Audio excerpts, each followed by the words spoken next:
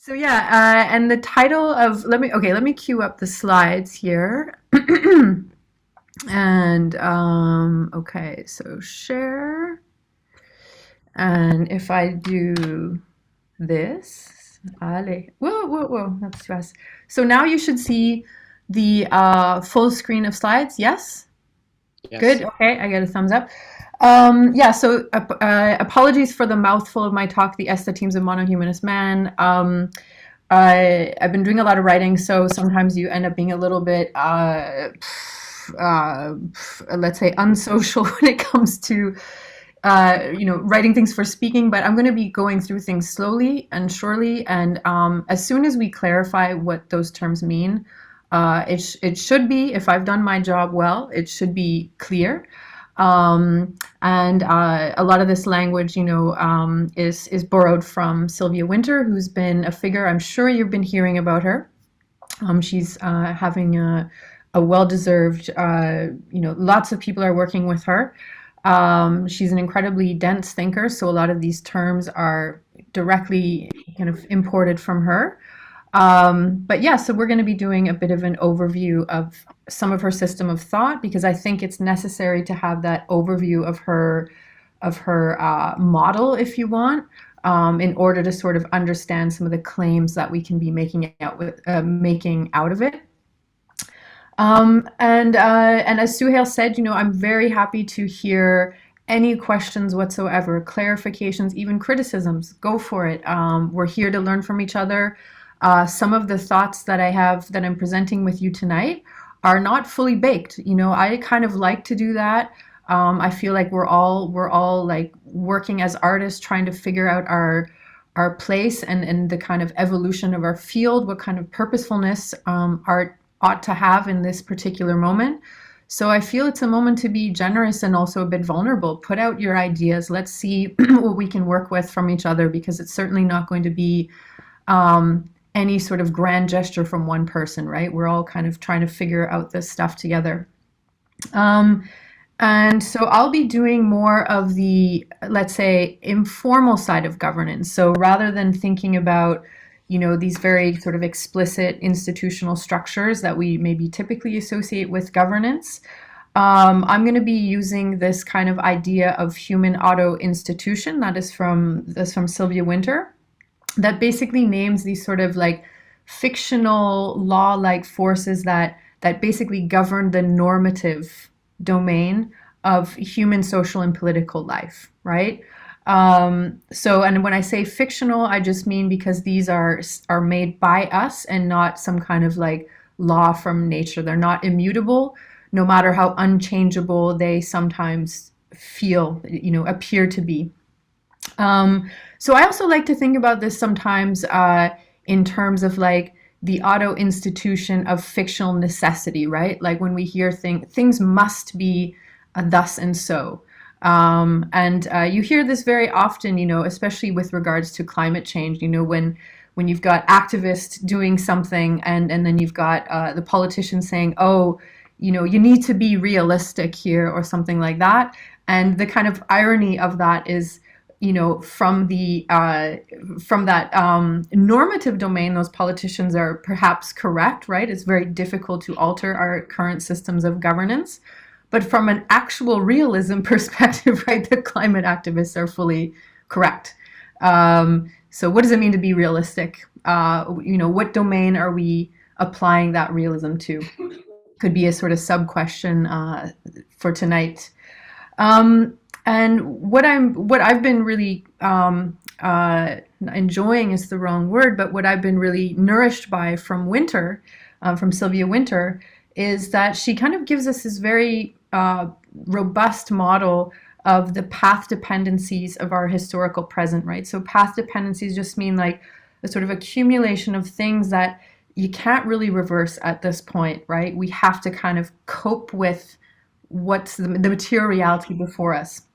And ultimately, what this now implies is that for the first time, in human history, we're forced to confront an environment in common, no matter how uncommonly lived it is, right? And that is directly from a beautiful interview she did in 2000 with David Scott. So, what is this, this is kind of this general problem space. Like, how do we contend with this environment in common? Are we to then just flatten all the differences and say that's this totalizing thing? There's tendencies towards that. That is not my tendency, right? So how do we contend with this duality between the environment in common and the differentially lived on the existential domain? And I appreciate her model as well for a lot of the things that are, frankly, not addressed. I mean, she's an incredibly, she's a polymath, a very, huge scope of research inputs that feed into her model. But nonetheless, there's a lot of points of access for those of us who are interested in questions of art, philosophy of technology, all those sorts of things, because those elements are not widely discussed in her model. So it's a really fruitful model to think these kind of two branches, if you want. And so I'm kind of, I've basically been using her work to say, like, how can we think about the role of art and Techne alongside Wynter's, ambitious, it's both a philosophical and historical account. And how can that account teach us about the possible demands of art in today for a planetary age? So the kind of guiding premise, I'm going to lay out my assumptions here so that we're just being transparent, is that if this planetary age, as you are calling it, is to name a kind of substantial difference from this historical world as it's currently ordered, this would imply a transformation of a cosmological order. So, in other words, as Dionis Ferreira de Silva puts it, the end of the world as we know it, right? Emphasis on know it, not end of the world as in Hollywood doomsday, but end of the world as we know it. And so basically referring to an end of a bracket of history that we can call long-Euromodernity, right? And I'm using that term Euro-modernity that is coined from Lewis Gordon, and it's just to kind of, in a way, if you're familiar with the provincializing Europe sort of argument, it's in a way to relativize or to kind of localize European modernity as not standing in for modernity as such. So we're speaking about the end of the world as we know it is the end of a bracket of history we can call long-Euromodernity. And so when we're speaking about cosmological shifts, right, we're speaking about a mandate to construct other modes of navigating reality, how we really kind of fundamental questions, how we understand ourselves as humans, what is our place in the cosmos, if you want, how does that re-understanding of human selfhood, impact the way we understand our positionality, the way we understand relations both with each other and with the non-human world. And how do we come to re-justify activities, especially our technological interventions, from that sort of cosmological rethinking?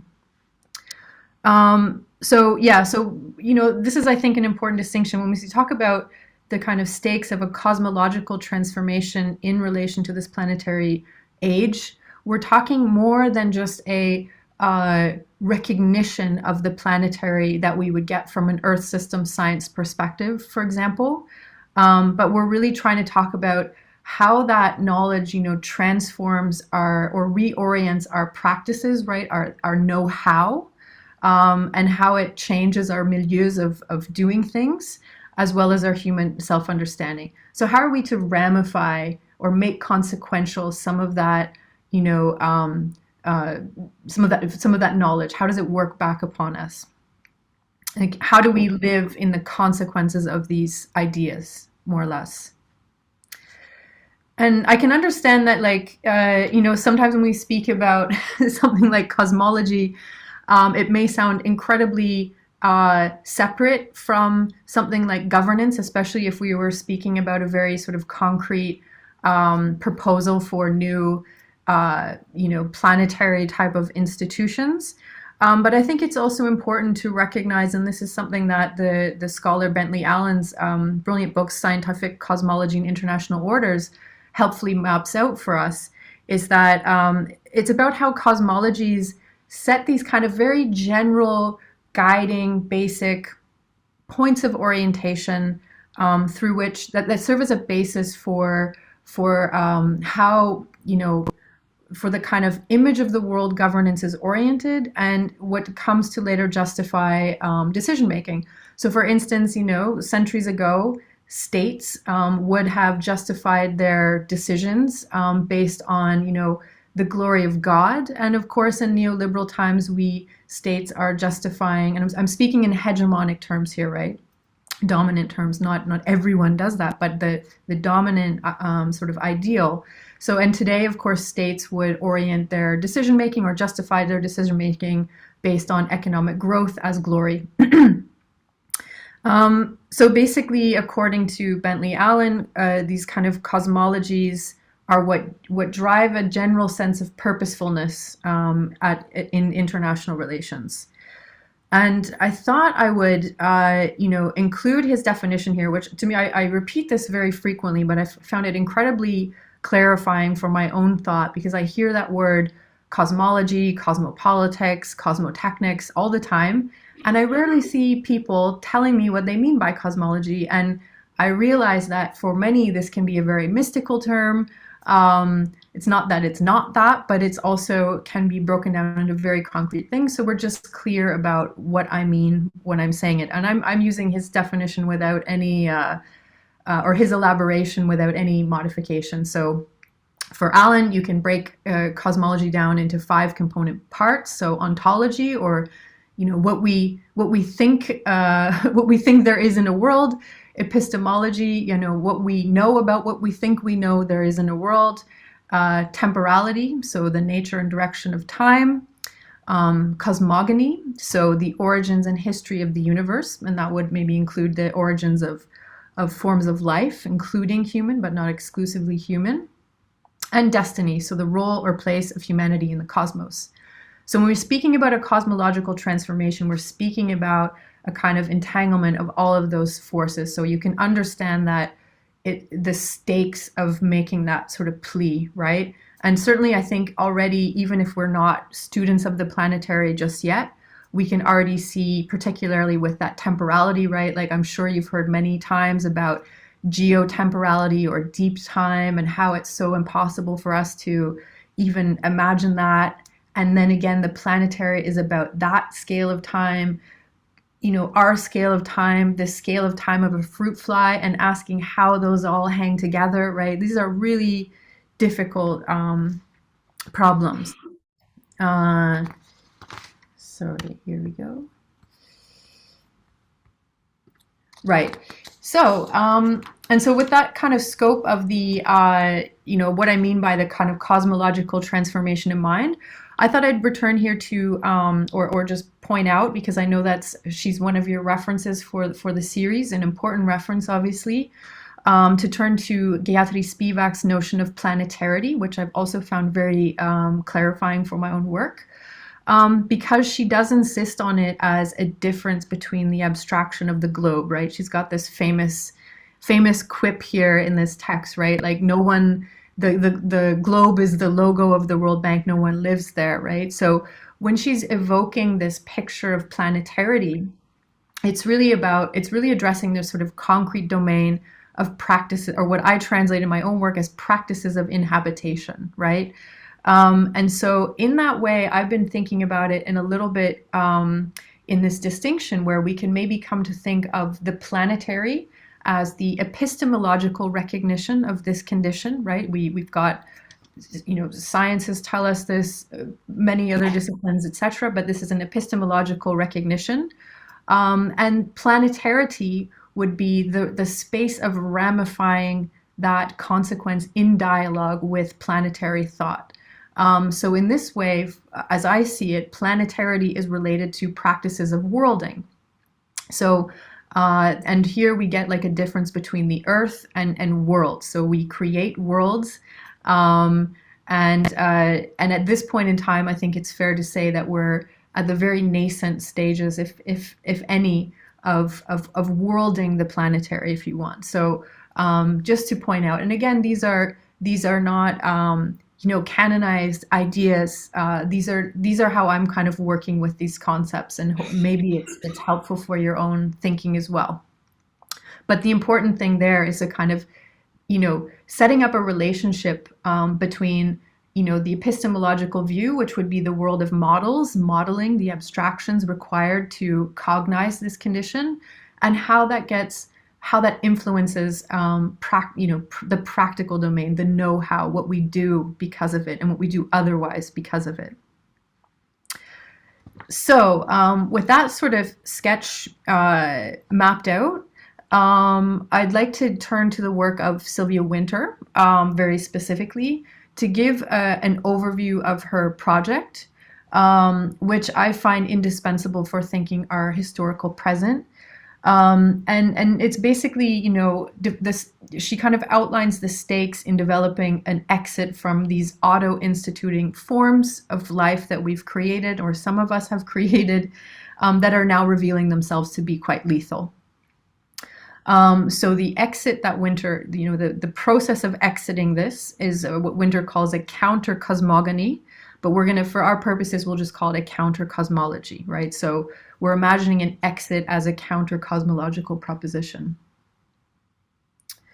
So what I found quite instructive about Wynter in the context of planetary thought is that her work is able to bind these general models of human forms of coexistence to specific histories that have forged the path dependencies that we're now confronted with. So this problem of the environment in common. So basically, Wynter, I think she's helpful here because she helps us confront sometimes the overgeneralizing, sometimes ahistorical accounts of our planetary present that are, perpetuated through that abstract figure of anthropos, right, of the Anthropocene. So by, and she does this by sort of tracing these foundational epistemological contradictions that basically narrate or lubricate the overinflation of a European man as a stand-in for humanity on the whole.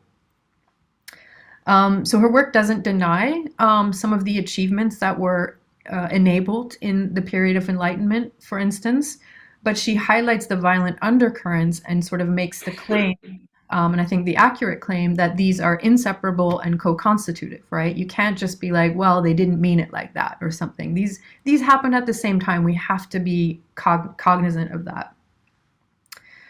So, the grandness of her project, she starts later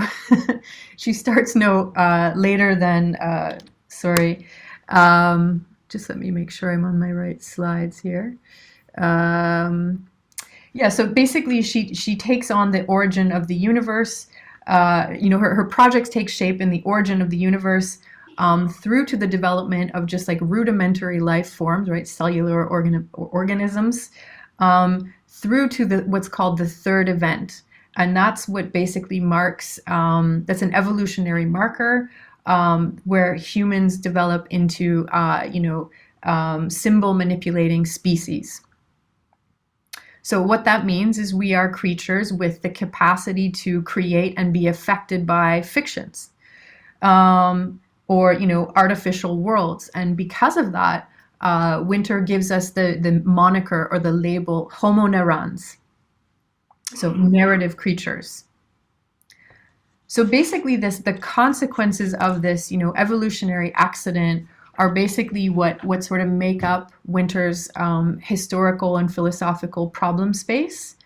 That as a species, we're both hybrid biological and metabiological creatures, bios and logos mythos, right? This is the condition that enables us as kind of uniquely auto-instituting creatures. That means we create social organizational forms in ways that are both empowering and entrapping. So Wynter, emphasizes how descriptive statements of who we are serve as a primary frame of reference for behaviors, hierarchies, the way we create categories in the world, the way we understand sameness and difference, as well as our practices, right? So these descriptive statements of who we are, who we tell ourselves we are. They're kind of, you can almost imagine it as a kind of solar system. They're the kind of gravitational core of like everything that gets done is in reference to that. So all of those activities are kind of confirming the truth of that who we are descriptive statement. So, and these are quite similar. I mean, she's certainly influenced by Foucault. So, for those of you who have read, this isn't too dissimilar from, it's in the same family of resemblances. We could have a huge philosophical fight, but it's the family of resemblances of the episteme concept, which you get from the order of things. And Wynter names these who we are descriptive statements. She calls them this quite beautiful term, frankly, genres of being human. And these are basically idealized, abstract reference that set the terms of auto-institution of coexistence. So in this way, socio-normative ways of being and relating our knowledge systems, right, our epistemological structures, as well as what's called axiological or values-based commitments, are basically in sync with that primary referent of the genre of being human that is serving as that core point of orientation around which a system of human organization revolves. And to be clear, for Wynter, what the kind of generic description that I'm giving you is for Wynter is a universal model across different human cultures. However, it's the genre being human, what that referent point is very different, of course, right? So there's a kind of universality in the sort of operational level, but not universality, obviously, in what that referent is.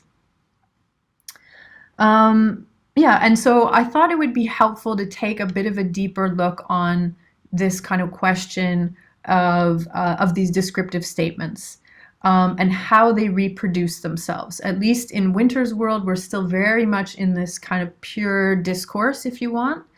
And Wynter draws upon this principle of sociogeny, which was coined by Frantz Fanon in Black Skin, White Masks. So basically what sociogeny describes is the feedback process between social structures and the internalization of them as an indispensable category for, in which to account for the asymmetric or unequal or different experiences and conditions of being human. So this is a famous quote from him. Besides phylogeny, which is just the evolutionary history of a species, and ontogeny, so the development of a single organism from embryonic stage through to maturity. Besides phylogeny and ontogeny stands sociogeny. So basically what he's doing here is emphasizing this inescapable, so-called second nature as an encoded law-like milieu into which all humans are thrust, and which condition the experience of being human because the social structures set the conditions for that experience, right? So, and he's drawing on, anti-racist sentiments. So basically, the internalization of superiority on the part of an oppressor and the internalization of inferiority on the part of those oppressed. So basically, sociogeny raises this fictional domain, right? The domain of our creation, this artificial. When I say artificial, it doesn't mean it doesn't exist. It's just that it's of our own making.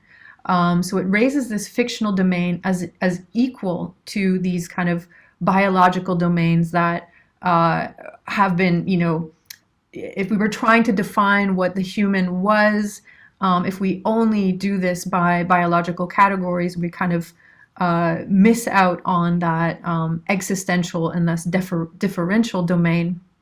And a lot of this is quite common sense, right? Like Fanon, you could not explain for Fanon, you could not explain the experience of racism through just describing, ontogeny and phylogeny, right? So how do you account for that in trying to elaborate? And so he's kind of working he was a psychiatrist and sort of working well ish against Freud, for instance. Um, so right, and so basically, where phylogeny and ontogeny may offer explanations of what it is to be human, right? Sociogeny offers a framework to say what it's like to be human. Because we're always entrenched within a socially encoded milieu, right? You can't study the human and extract it from a social system. This is just a bit ridiculous. So basically, what Wynter's interested in this sociogenic principle, and that's how she applies it in her own work, is how we contrast this question of what it's like to be human, and how that relates to the sort of genomic level of species identity of this kind of organic life. So it's about how these two work together, if you want. So again, just to kind of rehash, this is like, again, sort of playing into her claims about understanding the human as a kind of hybrid bios, logos, mythos kind of creature. So this, in this kind of momentous critical moment that we, find ourselves in now, it's of course demanding new human genre concepts and commitments that can enable modes of planetary dimension sociality that can, that we can come to practice an environment in common. So this is another way to frame the kind of reciprocity inherent to sociogeny, that as humans we're not held hostage by the externalized effects of these human genre concepts, that both they imprint us and they manifest themselves upon humans in asymmetric ways. But we must instead uphold these self-idealizations as necessarily artificial. When we do that, they become subject to revision. So it's an historical condition driven by the proliferation. We're in a kind of historical condition driven by this proliferation of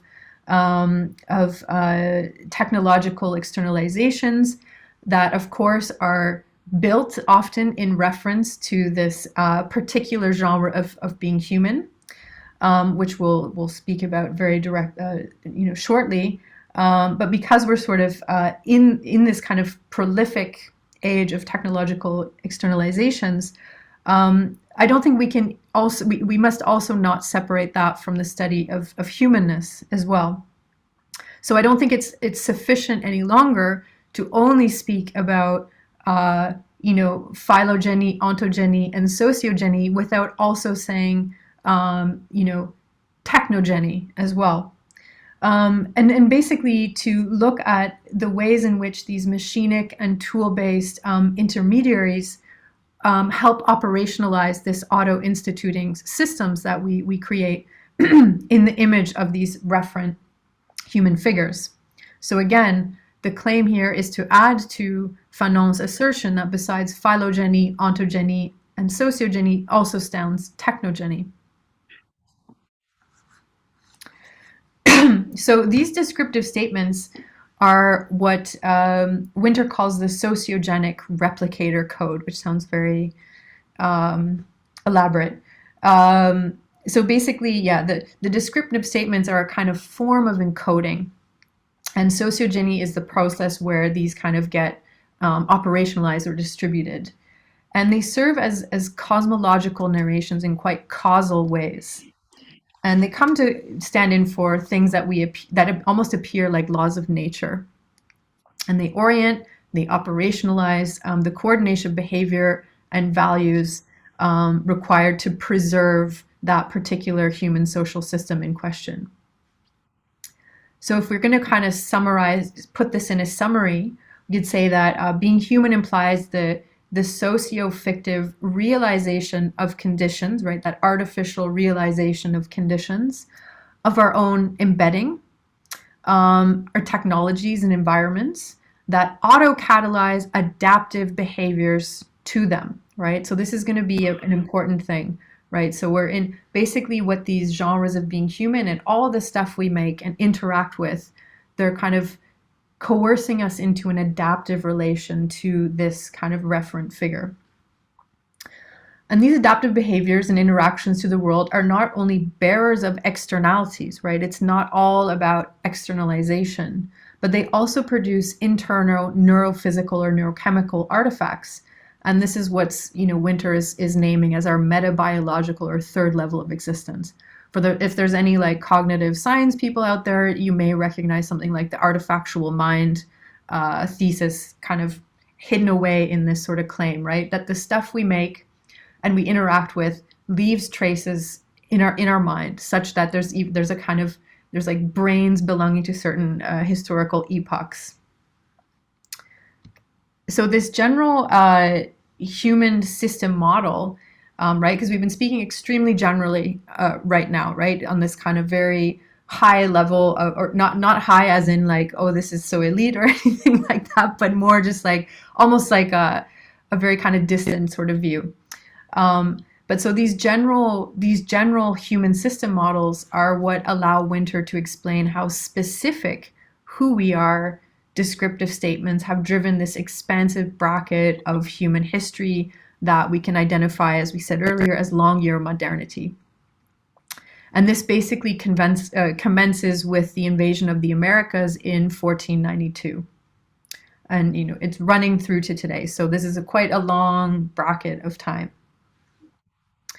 So I'd like to emphasize here that one I think important thing with Wynter, as you'll start to see, when I'm describing that she's jumping through these vast historical periods, is that part of her project is asking us to think humanness in this multi-scalar way, right? To kind of be aware of these larger cosmogonical stories, which are not just stories, they're also, the anthropological record or archaeological record as well, to think those alongside the specificity of geographic specificity. So how do we hold those two together? And I think this is quite a compelling claim. Right. So in Wynter's model, this long Euromodernity basically passes through two phases of these descriptive statements, right? Easy enough. Man one and man two. And each of which is basically a manifestation of an over-representation that basically is conflating a very particular, regionally specific narration of man with humanity on the whole. So what we have here is the kind of dangerous move of mixing up the normative, right, the artificial, that fictitious narrative space with the natural, right? We just like interchange them, and this is what produces this overinflation. So both man one and man two, they operate as the terms through which Western European cultures arrive at and invent and come to judge otherness. However, they're a bit differently grounded in how they come to those judgments. So man one basically correlates with the development of the physical sciences and marine navigation. So the central figures here would be like Copernicus and Columbus. So basically here, otherness is tied to geography. And man two coincides with bioevolutionary sciences, namely Darwin and Malthus, where phenotypical, religious cultural difference and competitive economic fitness are constitutive of that human/animal divide, the reasoning, non-reasoning divide of otherness. So, more commonly said, this kind of figure of man two is more commonly known today as like Homo economicus, if you want. So it's the figure of man as a wealth accumulator, if you want, a winner kind of take all figure. And as Bedour Alagra eloquently put it here, the violence of this over-representation, right? So these are very, this is the thing with Wynter, there are always these quite like elaborate conceptual schemes, big language, and then you realize the consequences these have in the material world upon human life. So this is I think, an important summary from Badur Alagra. So the violence of man's overrepresentation is in its foreclosure of a non-hierarchical referent we in favor of man one and two and nothing else. So this is also something I think when we're trying to imagine what these other genres of being human, made to the measure of the planetary could be, this is maybe a helpful quote guiding, idea here, right? Like a non-hierarchical referent we. What would that look like? We haven't had that. Right. So essentially, the Renaissance era, European ambition to so-called. Sorry, Yeah. Patricia. Hi. So I'm going to pause you. Yeah. Can you just go back? The screen froze, and the sound froze as well. So Okay. if you just go back, you were doing a man one. Yeah. So This one? with the forward one slide.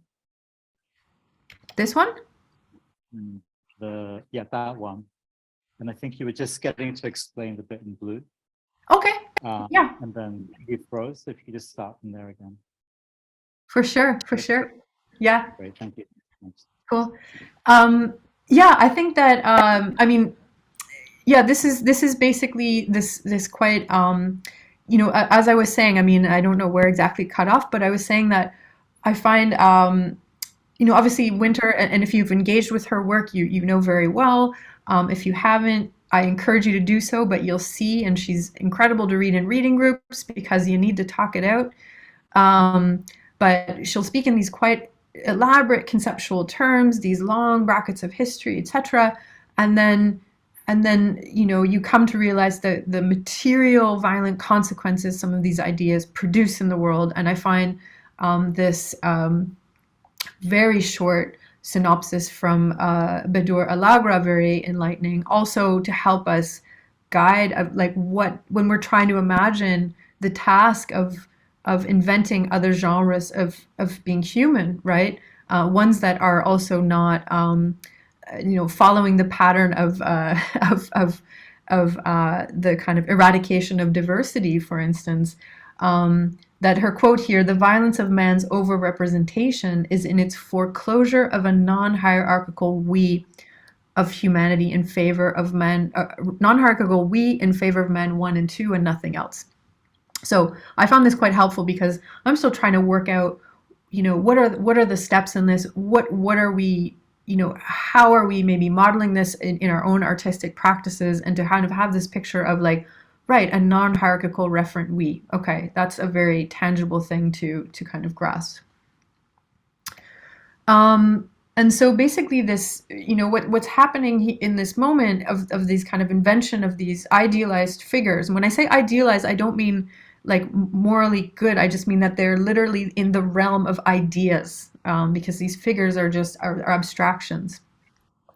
So the Renaissance era European ambition to secularize the human, right, to kind of do that work of de-godding, which they claim to do through a focus purely on the biological level. This is why Wynter says these referent humans are...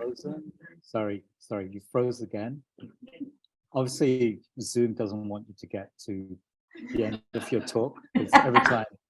Every time you get to that... I feel like it's your connection, though, because Everything is perfect at Constance. Everything is perfect here. It can't be us. So I'm going to basically stay here and just kind of pause. Okay. Your mind. You carry on. Yeah. So I should maybe speed up because we're running late. No, or is it okay? Yeah, we start late. How much longer do you think we have? Well, we started pretty late. Oh, okay. So useful, Simon. It's like. Okay, I'll keep going, because if we delay even more, then we're going to be stuck here longer, and you can't watch football. But basically, so the claim of during this sort of Renaissance era invention of this figure of man was during this kind of the kind of ambition, the so-called ambition to secularize the human. And to do so through the investigation of biological, means, as categories alone, as if that would be sufficient as a descriptive statement. And of course, it produced a sort of, as they all do, produced an accompanying remytholization in the form of this over-representation under the deceptive premise that it was uncontaminated by myth, right? So that's always the claim that these are just facts, right? Uncontaminated by myth. Right. So the stakes of this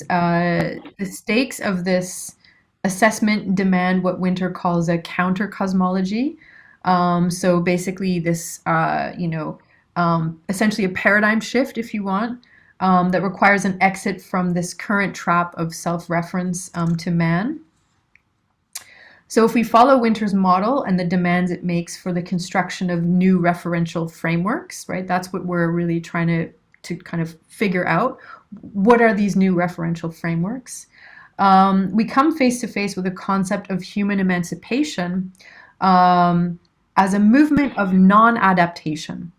And I think this is something that I'm really focusing on. So if you recall, the genre being human is always there to kind of coerce adaptation to the forms of life that it governs, that it legislates. So in this model, if we're speaking about an exit from this paradigm of recursive self-reference, we're speaking about a moment of non-adaptation. And Wynter calls this a ceremony, but I prefer to call it just like a movement of non-adaptation. So the principle of non-adaptation, I also find this, at least linguistically important. It also stands a little bit against all of these sort of claims about adaptive resilience that are often borrowed from the material sciences and applied to human forms. Like there's just certain things I feel like humans shouldn't be forced to be resilient to, for example, right? So of course, when I speak about non-adaptation, I'm not speaking about this in an absolute term. You can't constantly be in non-adaptive mode. But I think that we also, because of that third level of that metabiological level, the political is kind of tied with that, with claims at non-adaptation, right? We're not going to be organizing ourselves in this way. So I want to keep that picture in mind when we're, keep that picture of mind on non-adaptation. And now kind of turn to, I won't go too much into this, but just to kind of, deliver on the promise of the talk with the aesthetemes and the techne and what have you, is to keep that model in mind, keep that idea of non-adaptation in mind, and now look a little bit at certain artistic and technological developments that were co-emerging at the same time as the kind of historical moments that I was just describing. So of course, the most obvious is that basically when we have the rise of man one, right, in 1492, if we put a specific date on it, this is basically Renaissance. This is the birth of philosophical humanism. And so there's a co-emergence of this particular, at that time, very abstract, philosophical figure, known as kind of Enlightenment humanism, that co-emerged with a very specific invention of space, right?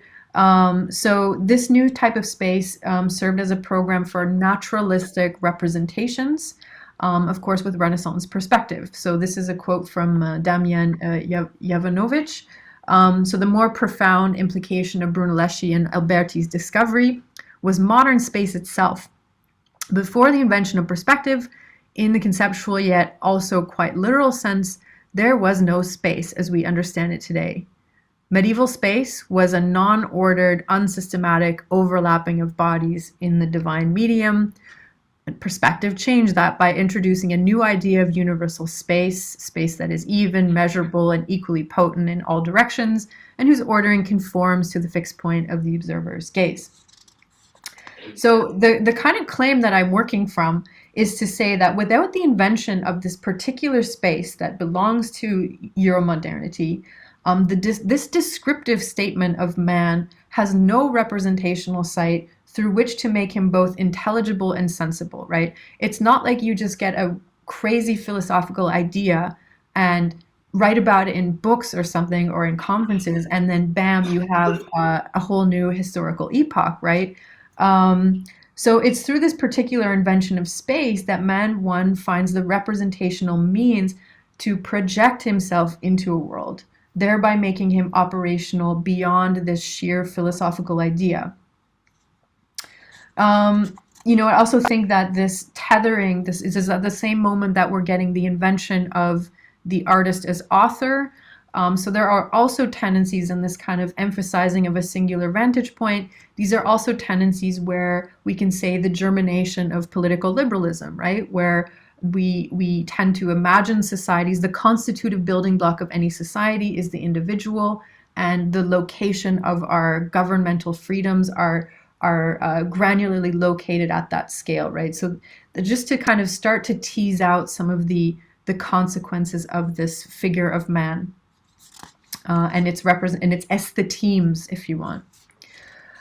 So we can trace further examples. I think another example that we see, another manifest in the world, a similar spatial distortion, right? Because perspective always, that linear perspective, what it does is it changes reality. It changes the dimensions of reality to conform to the human bioocular system, right? That's like the famous vanishing point. We have the world where there's horizons, where of course in reality there are no horizons. So another example we can see here in a very interesting book that is about conforming representational space to this figure of a humanist man, and because it's a kind of unilateral imposition around the world, that's where we come to this monohumanism picture of man, right? There's only one way to be human, and it's that. And so the other domain where this kind of conforming or distorting of reality to conform to that so-called autonomous, masterful figure of the monohumanist man can be found in this work of Zachary Horton with regards to scale, how we tend to tame scales that outstrip us and reduce it down to our own familiar image. And this is what he's identified as a panscalar humanism, curiously enough. So panscalar humanism is a tradition that tames the alterity of different scales by relativizing it, binding unfamiliar scales to the familiar ones of the human. It arose out of an Enlightenment notion of an absolute value, autonomy, and centrality of the human subject that, a priori, colors all potential transscalar encounters. So I'm going to try to move a little bit more quickly here. I'm just trying to kind of give you an overview of some of the, let's say, representational consequences that play out, especially in the field of art, design, architecture, and so on, that are basically confirmations of this monohumanist referent figure. Of course, for those of us who work with modeling software on the daily, we have this, we're confronted every day with this so-called neutral stage of a kind of planar grid, which is basically an artifact of 15th century geometries that comes to pass as neutral because it's an adaptive artifact of the monohumanist self-conception. So, this is basically in any sort of 3D modeling AutoCAD software, we're playing very much within this particular Euro-humanist regime of space and the type of positioning, ordering, sense of self that it confirms. Now, it would be one thing if, this monohumanist man and his manifestations of self-representation were merely localized within its, regions of invention, namely Europe. However, this method of what we call spatial localization, right? How you locate and place and order things in a world, this spatial localization, it became a tool of operational inflation at large, especially in the field of visual arts. So Massimo Scolari, in his book on anti-perspective, he basically charts the failed pursuit of Jesuit missionaries in China in the 16th century. that were trying to introduce or enforce this particular perspectival genre of spatializing logics. And the efforts, he's really keen to note, the efforts were more than an attempt to convince the Chinese this was the proper so-called proper way of depicting reality, but that it was a way of aligning with a way of aligning the so-called correct way of seeing with the correct way of thinking. So it was an advocation of sight and a kind of way of thinking, of relating to reality into itself. So of course the tenacious rejection of the Chinese of this way of spatially organizing representations of reality in reference to man as the measure of all things can be pretty humorously summarized by this wonderful quote from Suchet, when he writes, "He who judges a painting according to the concept of resemblance shows the understanding of a child." No offense to children. So basically the beginning of and again, another artifact of this movement, the beginning of long-Euromodernity, and again, its driving referential figure of this monohumanist man. The only way to be human is this particular figure. Again, it begins 1492, so obviously we're in the regime of cartography, and this event coincides with what William Bollhauer calls the cartographic semiosis, that is constitutive of the very invention of America as such. And this is where Bollhauer calls the culture of the map, America's precognition, essentially.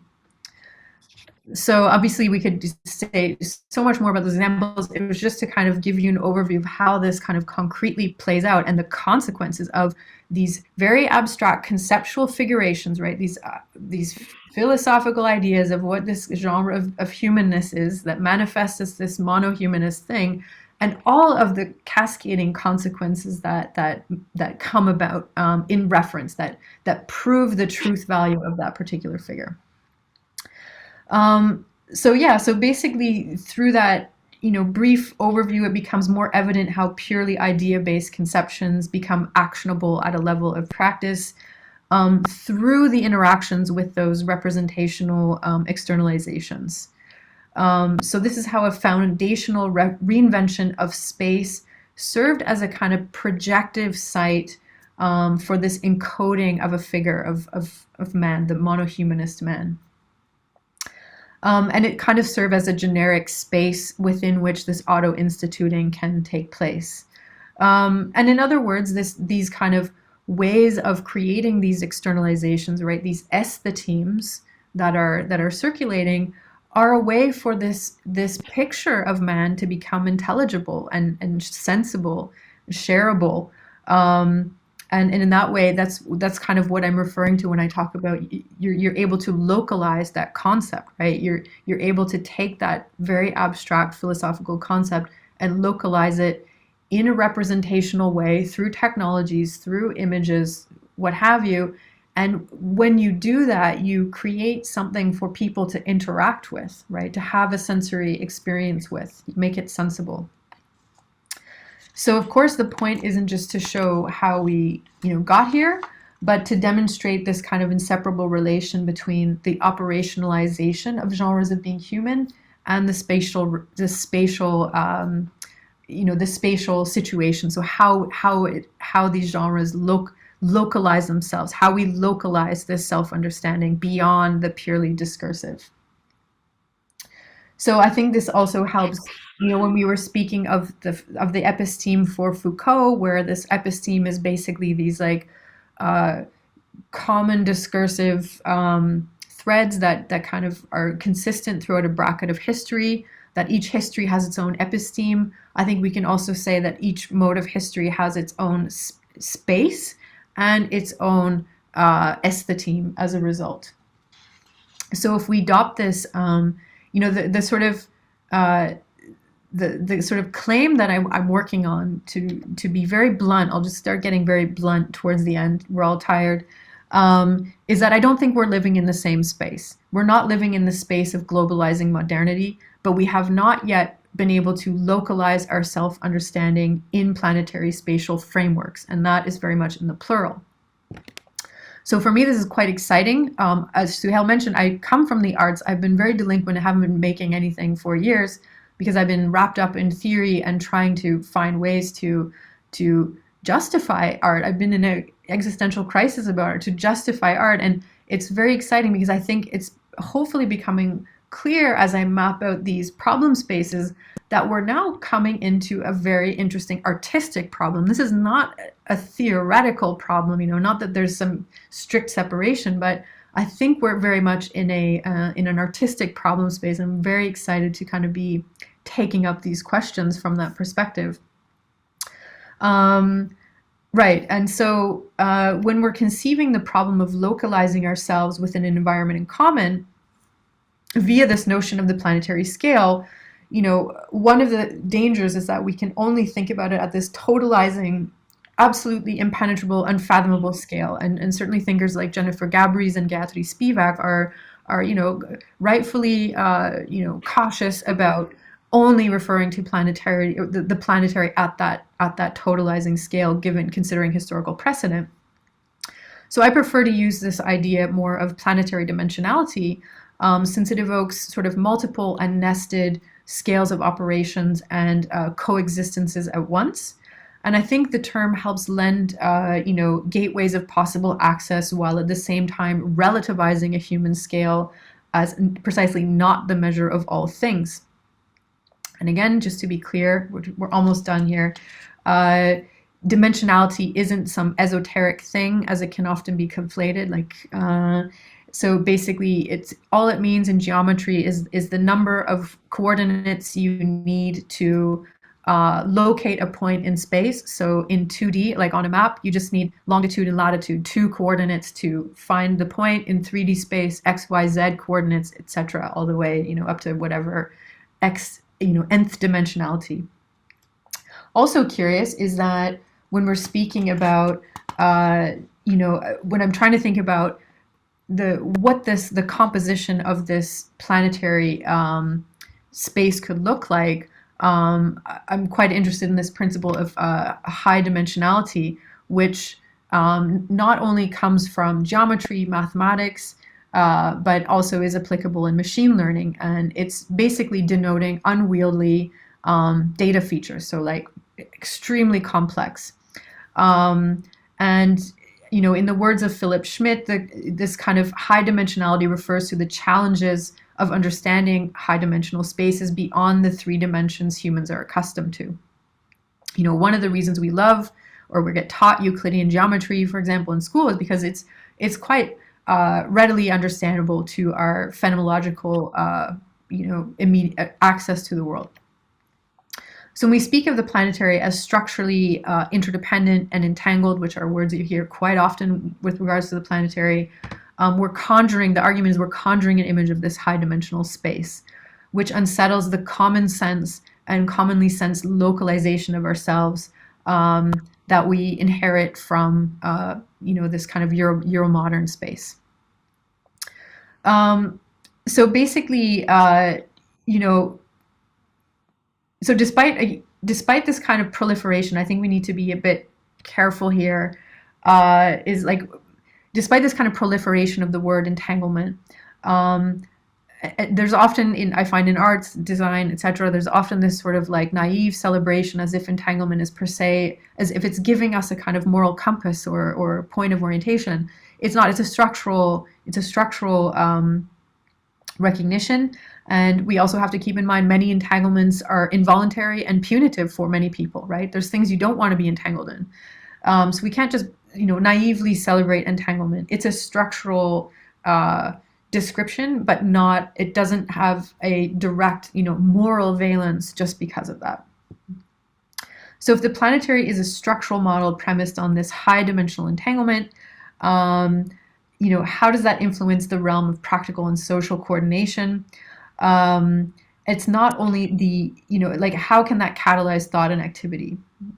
So I think this is a nice notion to kind of, end on is, thinking, for Isabel Stenger's thinking implies you must submit to the situation, a kind of virtual power without habits, right? That's like one of the things that non-adaptation is difficult. It's about breaking with habits of thought.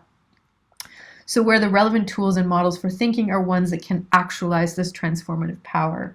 So this is, again, what are the tools? How can we start to think about art and techne that could potentially actualize this power to do that non-adaptive, dehabituating types of thought, right? How can it create other frames of reference from which we can reconsider our relationships to, you know, our self-understanding within this nested dimensionality? So it's a question of, where does this situation, where are we to submit to this situation is the kind of the question. And how can we conceptualize planetary sites at scale-specific resolutions within which to embed this cosmologically transformative power as a non-adaptive movement of monohumanist man. So I think I'll end it on that, and maybe put out two ideas, just like drop them on the table and we can have a discussion. But to think about if we have this imperative to create this different picture of space, this different modeling of space, I think we can be very literal when we start speaking about the space of reasons, right? If we change the spatial composition, how does that affect the way we reason within it? That's like one thing. Second thing is, I think, if we're moving into this propositional phase of like, what would this be and how is it different from the space of Euro-modernity, two key terms come to mind. And one is that we can maybe classify the space of Euro-modernity in relation to the genre of being human, that what that relationship is, as a projective relation. It's a projective geometry. It's very much in line with the kind of use of cartography to project on a sort of terra nullis sort of idea. It's a way to project man, this monohumanist man, as a master figure that is masterful above the ground, etc. So a projective ethos, whereas with planetary space and this kind of nested dimensionality, I think we have to start thinking about it more in terms of how we understand ourselves as embedded within that those multiple spaces, if you want. And then the last one would be to think about if one sort of, let's say, less, if we're speaking about this, another part of that scale problem is to think about that the way that pan-humanist scale issue is actually at work in what was very dominant in my time of tendencies of site specificity, right? And start asking questions about scale specificity, which is related to resolution specificity. So I think I'll just stop there because I'm going on and on. But thank you so much for your attention, and hopefully that was comprehensible. I'm going to rehearse a few points that Patricia was making as I understood it, just so we can have a bit of a back and forth and maybe cover some of the points.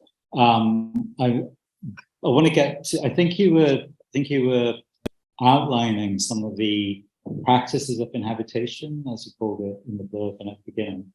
And you kind of described that in kind of the theoretical abstract terms at the end of the talk. And I appreciate you were going quite fast because of all the technical problems and all the crap we had to deal with. But also we're running out of time, and Brazil are playing South Korea right now.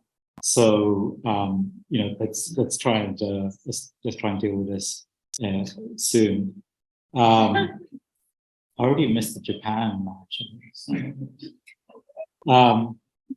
So let me go back to the key thing around or the key idea from Wynter that you introduced. And I've got to say, I think it was a really rich talk. For me, it was quite educational, so I learned a lot from listening to you. And also kind of a new kind of concept scape, which I thought you introduced with great exposition, actually. So thank you for all that effort into building the ideas in the way you did. So the key point seems to be sociogeny, as opposed to ontogeny and phylogeny. My understanding is that the terms ontogeny and phylogeny come from Darwin, essentially, get taken up by Freud in psychoanalysis at some point. And ontogeny is basically the kind of the coming into being of a species. So like the human race or primates or a certain type of insect or whatever the species name is. And phylogeny is the coming into being of the individual, so an individual birth. And after Darwin, and there's a kind of psychoanalytic version of this as well in early Freud, when he's obsessed with like mythic structures of science. But with Darwin, these are the kind of biological facts. So if we identify as a human, so what seems important for Wynter is the notion of the human as a kind of species, as well as an individual, as well as an actor, so the social actor. But the human is the human as a species, as well as individuals. Right? So that's the ontogeny bit, and the biology bit. But what Wynter, I think, after Fanon, as you said, makes clear is that we can't possibly explain cultural and social differences, and also we can't explain racism just on those terms, because there's absolutely no basis for racism through ontogeny and phylogeny, because everyone's human. There may be different human characteristics, but that doesn't explain hierarchies between humans. So the hierarchy happens through an establishing narrative from white European societies there, but it's precisely because it's a narrative that you have a sociogenic, which is like to say it's born from society. You have a sociogenic birth of racism, which also means that it's plastic and it can move around, although racism in its own terms establishes itself as fixed. So that's kind of the, it's very crude and approximate, not at all how Wynter articulates. I mean, it's kind of more Fanonian, I think, my version than. Yeah, I think. Yeah, I think it's important because, and I think like if there's any Fanonian like super Fanon scholars like what is it, Seti? Oh my God, why can't I remember his name? The big the big Fanonian scholar. He's got like great chapter about this kind of, because of course, like when we think about planetarity, we're all like collectivity, communism, etc. And then you realize like you can't just like negate the individual, right? That's why I think it's so interesting that Wynter and Fanon are like really, they want to maintain the existential, which I think is very important. Yeah, and you can't have a universal commons, because each has its own narrative. Each individual has its own narrative, so we're all differentiated from each other on individual scales as well as collective scales. So I think it's a kind of anti-universal, anti-racism, which is kind of why it's so productive for our time, and we're looking to think about anti-racisms in the form of collectivization, which don't kind of reproduce the universalisms of like the Euro-modernity that we were talking about. So I get the sociogenic, I can never quite say it, because I think you're the only other person I've ever tried to say it. So I get the sociogeny, the importance of that as a way to find other forms of practices of life and sort of ways of being in the world. I have a side question about world making, but I'm going to skip it in the name of going to see the football.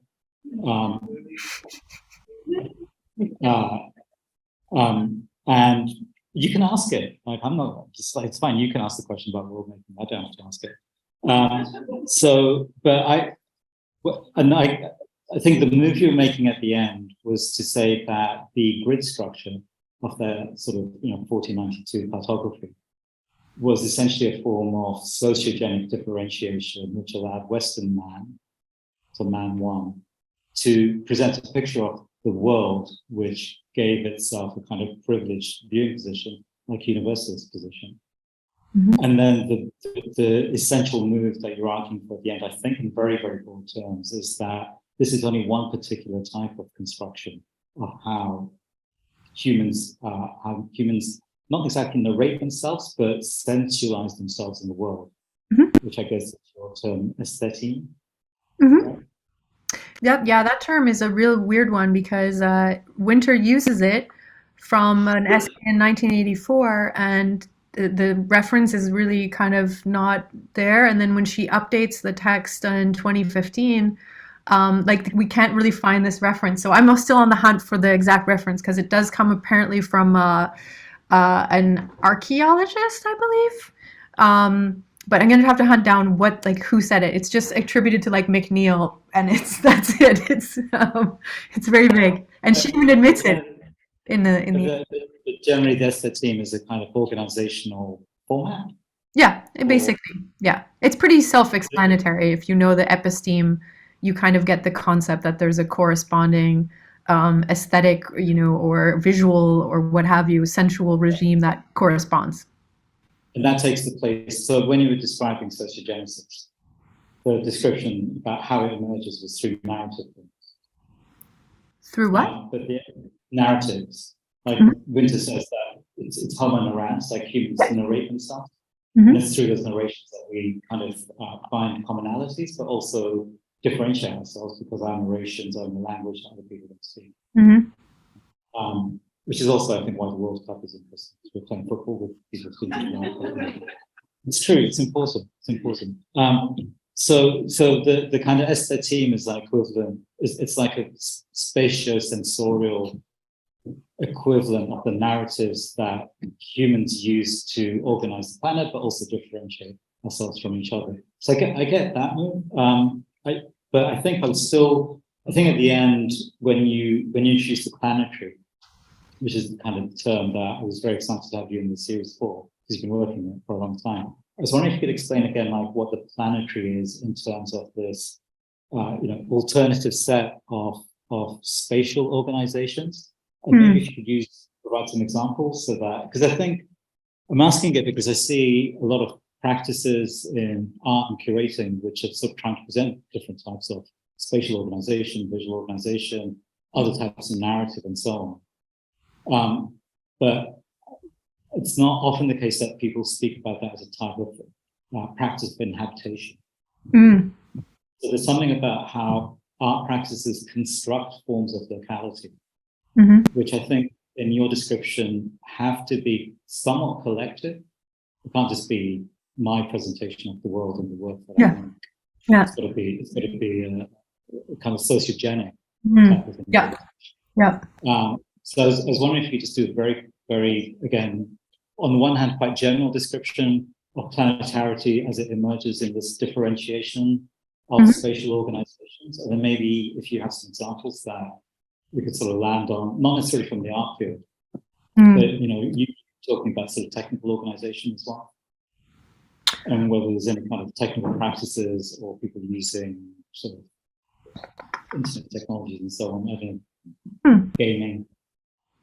Yeah, I mean, I'm not entirely sure. Like, you want me to explain the planetarity, like what examples are doing that work at the moment, or I was asking a general description of planetarity. Oh, okay. Okay. Let's start with that. Let's start with that. In terms of these differentiated spatial organizations, which are also organizations of images, I guess. Okay. Okay, why don't I just say, I mean, I think one really clear way to, because I know at the beginning you were also talking about, oh, maybe you can say something about the difference between planetary and the global.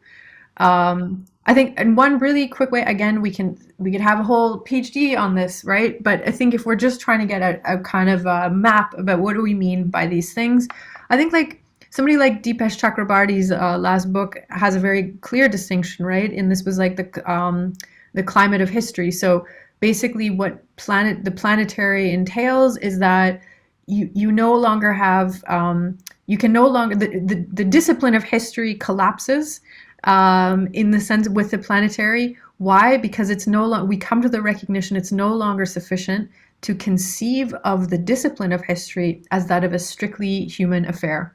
So we now know that it has to include this like geological temporality. This is why people are getting interested in things like astrobiology, right? Like this is something also like Ben Bratton's quite interested in, like what are the chemical like components that that allow us to evolve into creatures that can think at all. So thinking at this very different time scale is one thing. But so basically with the planetary is we're forced to, I think, in my view, because I am not somebody that thinks like, oh, we can just screw the humans, who cares, let's only think at this certain scale. That's not my thing. I think there's a politics to fight for in this situation. But how do we think those two together? And you've just gone. I hope you can log on. But yeah, so how we can think those two together, the domain of human history, like maybe it's thinking about it in different scales, so that like geoscale, this scale of our of the human species, but then also not losing sight of the particular histories that belong to certain people in certain geographies that are not you can't just like lump together as if it's all homogeneous. It's not. In terms of the other question, I think it's tough because you've disappeared now, but okay. I'll just talk to myself.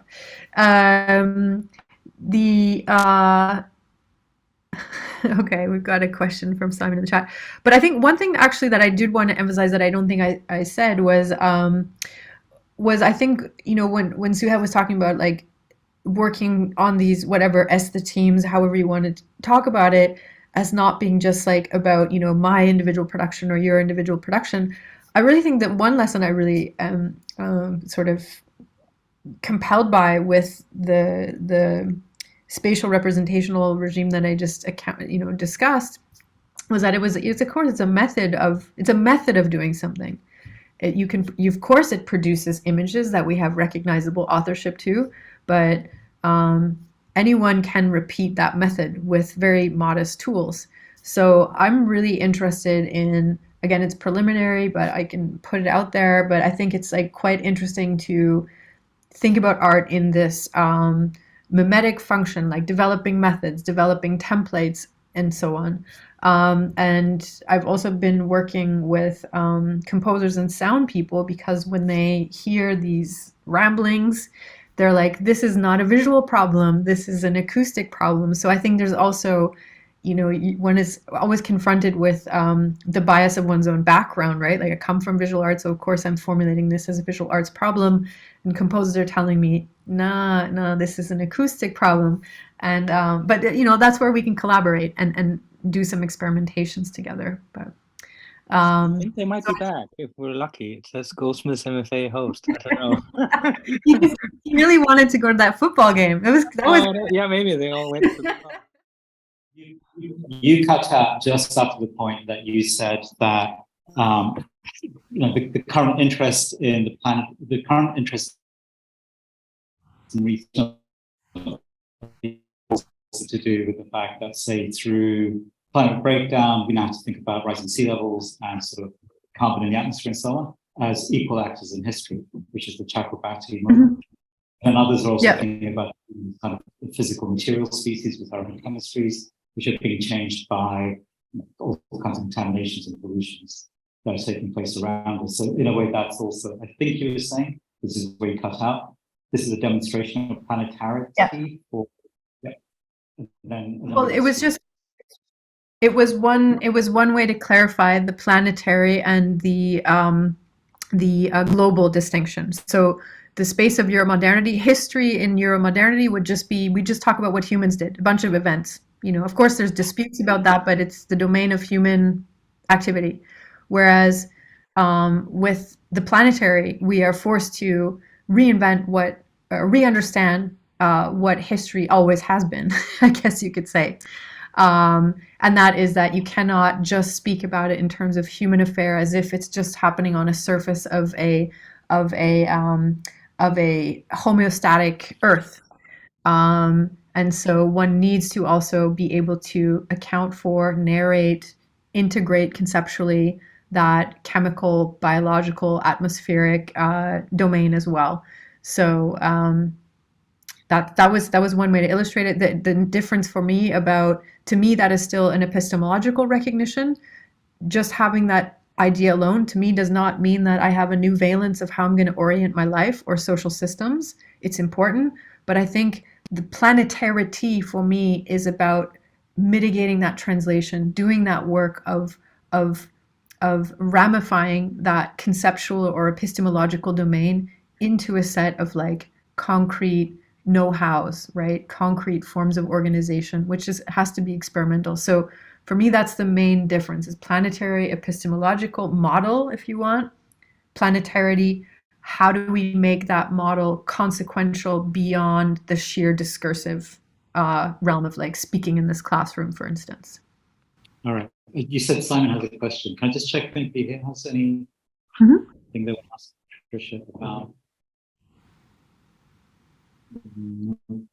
Oh, there's one. Nadia might. Okay, pass the mic to Nadia. We can take Simon's question first, and then just wait. Take the mic to Simon. Do you want to come in and ask a question? Yeah, I mean, I can ask it in the chat. So it was basically what was talked about before.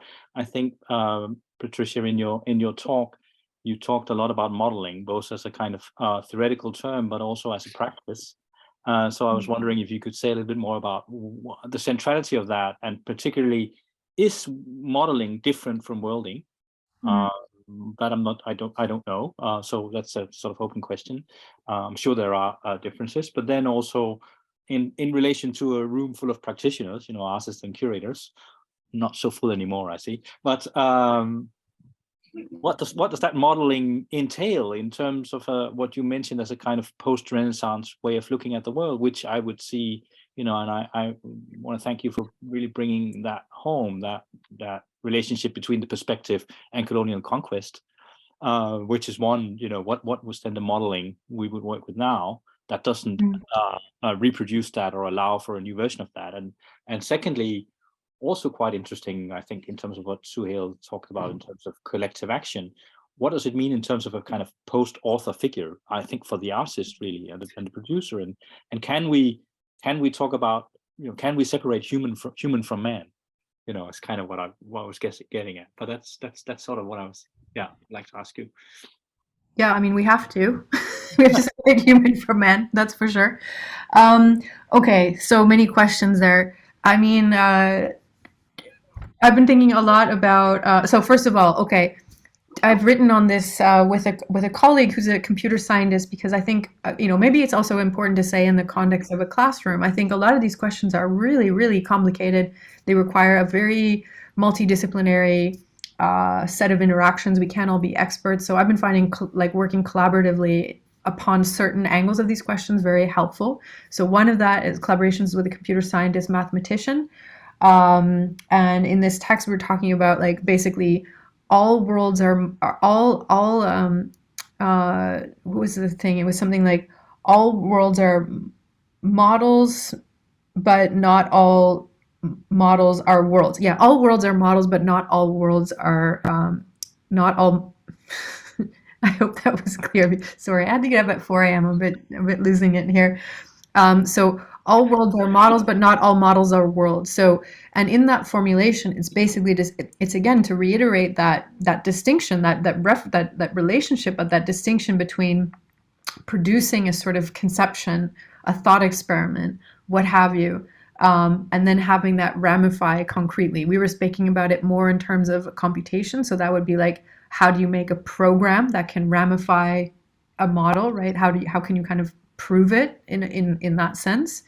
So there is definitely a relationship between worlding and modeling, but they're not the same. Again, in the way that I'm thinking about it, it's a model can exist as an abstraction. It can be very helpful, but until that is using it, becoming a guide of how to kind of orient the kind of parts of material reality, then to me it still kind of remains in an unworlded model, if you want. And that doesn't mean it's unhelpful. It just means it's not yet concretized.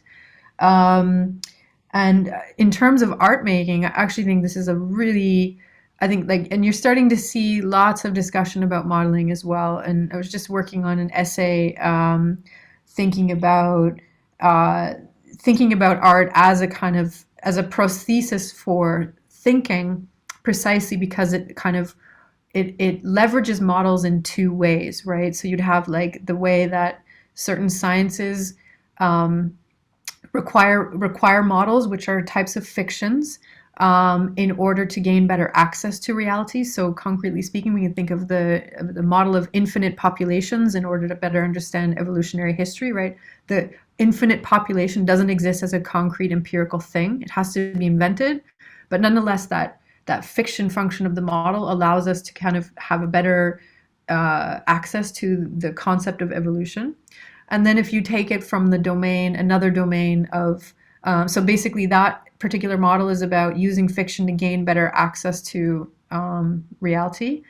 And then you have another domain like finance, for example, where the infamous case that models are rather performative. So you'll invent a model, it doesn't really relate to reality, it becomes a tool, and that starts to manifest reality. So there, the model is, it's prescriptive in a way. So what would, if we kind of would smash those two pictures of modeling together, how can we understand artworks as inciting participation into those types of worlds, if you want, because they always set up this space of interaction. It's a bit of a complicated argument. I mean, it's but hopefully that sort of makes sense. But definitely think it's a fruitful area to think about. What is the relationship between the artwork as a model? And I don't mean like literally making architectural models. I just mean like more more generally, right? Like this cup could be a model and for something, and the types of interactions it will invite me into the coordinates that belong to that, let's say, speculative world, from which I can reflect. I can kind of enjoin in that self-referential truth system that is proper to that world. And of course, the interesting thing is, it's not that you exit the coordinates of this particular political world. So you're basically you're creating a comparative vantage point, right? Like it allows you to kind of see your actual reality from a different vantage point. Okay. So there's a question from Nadia that. Yes, hopefully a quick one. So I just had a clarification question about space. So you were saying how we exist in multiple spaces, but there's not one. And there's sort of this need though to rethink or to kind of look at what happens if we rethink the dimensionality of space. I'm expressing that correctly. And then you also said we're not in the same space. So I just wanted kind of clarification on, are you thinking or advocating that we need to rethink the space, but ideally there's one space that we all should exist within? Or are you saying that multiple spaces is okay? I don't know, is that clear? Yeah, sorry. It's the only unclarity was literally just the transmission. It's not your question or your in any way. So that's why I was kind of like leaning in. If I got it correctly, I think that is precisely right. Like I think the space of Euro-modernity, it's a kind of universalizing machine in that way, right? It's like, and that's that projective space. Which is a very impoverished way of thinking about universality. I'm a person who is politically a universalist, but not universalism as in homogeneity, right? I think that's got to be a claim made. But so yes, definitely the kind of, this is all very provisional, and a lot of work needs to be done. But the way that I'm envisioning this, what was calling this high dimensional space of the planetary, right? It's which means that we can't localize ourselves with 3 coordinates anymore. That it's going to be more demanding. But what it does, rather than getting overwhelmed by, let's say, the complex geometry that we may imagine it to be, we can also imagine it in terms of different scales of reality in coexistence. So there is a scale of human experience. There is a scale of the fruit fly. There is the scale of a volcano. And the question is like, how do we understand the relationship between those scales? That's what I'm really interested in asking, and what type of, what would be the, how would we coordinate those different spatio-temporalities, if you want? How do they get laminated together? Those are just some of the loose questions that I'm asking, but definitely it does, what I was evoking was like, that there is a plurality of spatiality. It's not like we're on the quest for one single space. That's like, okay, this is planetary space, done. It's like, I think we need to, that's why it was like about, and I think if you follow that pan-humanist scalar bias problem that Horton was talking about, then if you ascribe to that, then you only have the imperative to invent one space, because you're conforming everything to that scale anyways. If we already are trying to overcome that scalar bias, we can also productively relativize the scale of our operations, which doesn't mean that we have to only be obsessed or referencing that scale, but we relativize it, in relation to other scales that coexist. And then what would be the spatiality of that? I mean, that would be one question. I hope that was getting to your, okay, great. I hear you about waking up at 4 a.m. So I'm gonna thank you, Patricia. I don't see any more questions urgently wanting to be. There's one more question urgently wanting to be asked. Two. Maybe we just take the two questions. Yeah, we'll take the two questions together and then we'll finish. Mm-hmm. Hi. Can you hear me? For Sylvia Wynter, if someone's going to start reading, where should we start? Great question. You could take that one if you want, Patricia. Yeah. You know what I would suggest?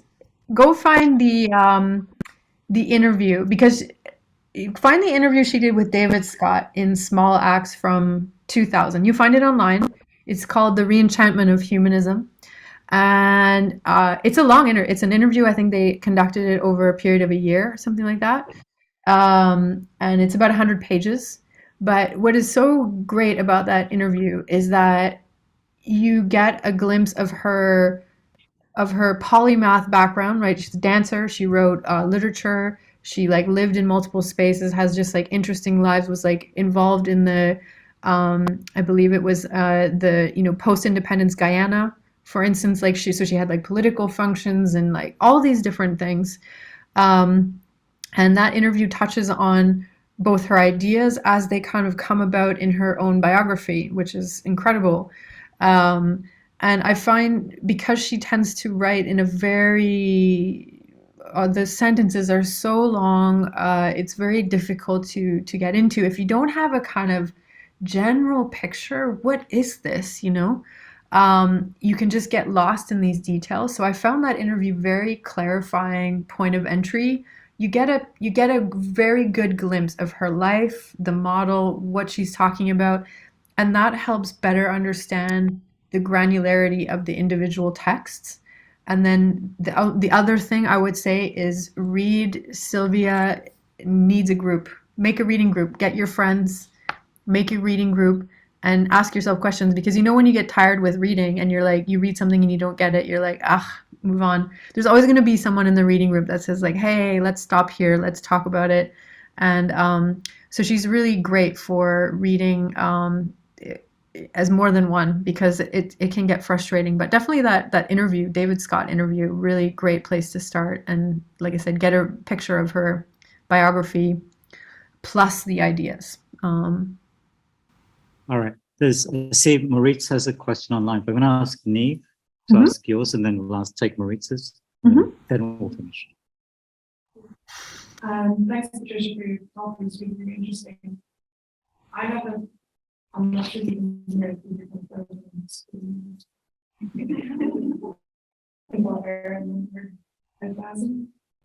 you hear us? It's really choppy. I'll repeat the question if you don't get it, Patricia. Yeah. Okay. Yeah.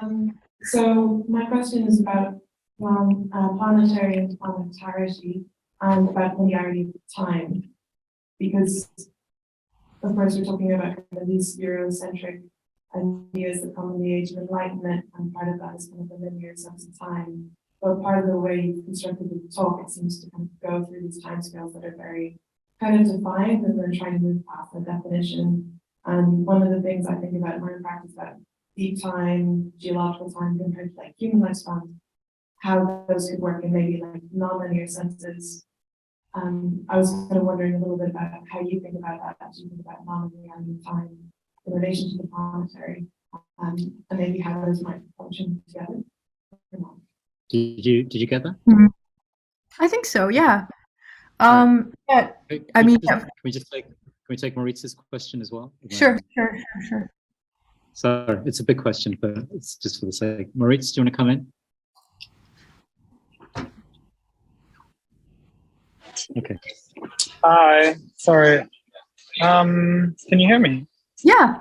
Yeah.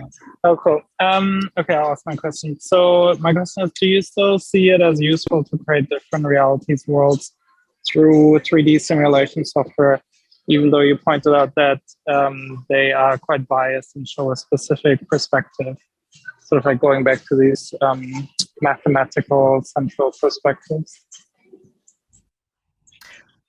Sure. I mean, I'm not here to be the police and say what is like useful and not useful, right? I think, one thing that would be very curious for me, I mean, I think, again, when we're speaking about artistic development, right, like when Suha was asking that question, I think, to be honest, I'm quite fascinated by, and I'm not a gamer, I think this space of gaming is a very fruitful space to start doing examining, and certainly, and I say that again as somebody who's not even a gamer, but just like going through the literature and the level of complexity that can be had, the way that it was a game a few years ago, like Everything, where you could literally adopt the perspective of various things, whatever was there. You could be a blade of grass, or you could be a solar system.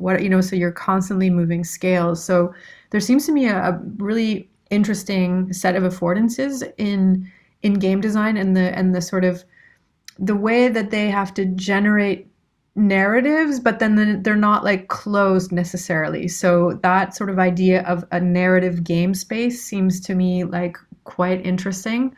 I think like when it comes to I think one thing that would be really curious to look at is to trace some of the let's say mathematical geometric advances that have happened in the say second part of the 20th century mathematics, which are incredibly difficult to access just from the sheer knowledge that you'd need to study 20 years of math to really properly understand it. So to look for people that are good mediators in this, to try to understand, not necessarily to kind of like laud or seek some kind of concrete answer from this domain, but I think that a lot of the counterintuitive ways that space has been reinvented from that domain could be instructive and could help us shake up certain like preconceptions of that. So I'm thinking of stuff like sheaf theory, and there was a book that just came out recently that was like sheaf theory with examples. So I haven't read it yet, but hopefully it's somewhat accessible. But it's essentially a model that you can have a whole thing, and you can cut it and not leave seams, etc. So you get this like part to whole relationship. I'm doing a terrible job explaining it, but it's just to say that there are quite a few interesting innovations that come from that field, certainly from topology. But definitely these require a lot of collaborations with people that are in the know, so that we're also not just like borrowing these concepts purely metaphorically or in a trivial way. That's certainly like one risk that we have. We have a lot of like disciplinary promiscuity as artists, which is awesome. But then we also have to like be careful, like how are we borrowing concepts? How are we using it? Is it just a sheer metaphor or linguistic convenience, or are we actually like twisting it and doing something interesting? To ask, so on that question of like gaming, also I think like software development is an extremely fascinating thing, in the sense of like thinking about that mimetic power that representational system had, for better and for worse, but like the kind of, it's similar to this kind of idea that, like, let's say you wanted to be like the most influential architect in the world, you know, you shouldn't make a building, you should make the software that everyone's going to have to use, so to speak, right? So making tools, making methods, this sort of angle of approach I find quite fascinating, or productive way to think, more so than the making an object. Of course, the object serves as a helpful artifact of a process, so it's not getting into that, oh, we're going to be saved again by ephemera. No. But it's just to say I'm interested in shareable methods. And then on the question of the temporality, this is, yeah, I definitely wasn't speaking enough about it, but you're absolutely right. There's a very, and that was part of that Bentley Allen like composition of cosmology, right? Like temporality. Well, what spatiality wasn't even in there, right? It was the temporal thing, the nature and direction of time, and definitely I think you know, and Suhail's written about this a lot too, in one way that I think is quite you know, he's definitely better to ask on this than me.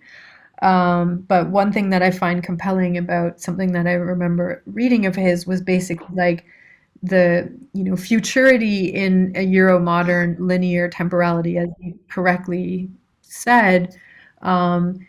It kind of, it divorces you from ancestrality. Why? Because the future is guaranteed to be better. That's the narration. It's guaranteed. If it's guaranteed, you have no accountability to descendants and ancestors.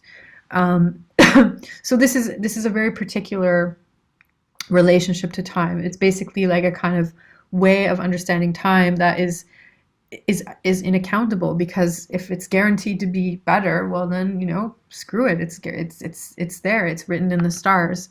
And I think like things that I'm definitely trying to understand better about this nonlinear temporality and how it interfaces with materiality is also related to like things like irreversibility, because of course linear time, you could imagine you can just like reverse things or like put things forward. You can just move things back and forth like you do on a video scrubber, but like compounded effects don't do that, right? And I think we're seeing that a lot with various factors or various like key indicators of climate catastrophe, where you know, they also kind of set off this cascading set of consequences that we don't quite know. So like, what is the temporality of causation in that is also quite interesting. So very much interested in your question of that nonlinear time. Again, I think we need to be, even if we're being poetic and experimental in our artistic practice, I still think we need to be precise about it, because I see that term being thrown around as if we know what that would be, or as an experience. And you know, and I'm not as convinced. So I really would love to see more experimentation to kind of make that sensible to us. Definitely. All right. So thank you, Patricia. But before we finish, if I think the recording of this will have the full video without the pauses and so on. That should be up just after the Christmas holidays, so like in mid-January. Let's see if we can make it available before that as well, because it's been really difficult. Thank you for your patience with all the technical issues. My patience is a little exhausted. Thank you, Patricia, for your patience and also for the talk. We do have a talk next week. Simon will be doing one. So that's good. And then we'll have the bar afterwards with mulled wine and everything. And there's a register over here. So those of you who are still here, if you haven't signed it, please sign it. And again, Patricia, thank you. That was a great talk. Thanks for having me. And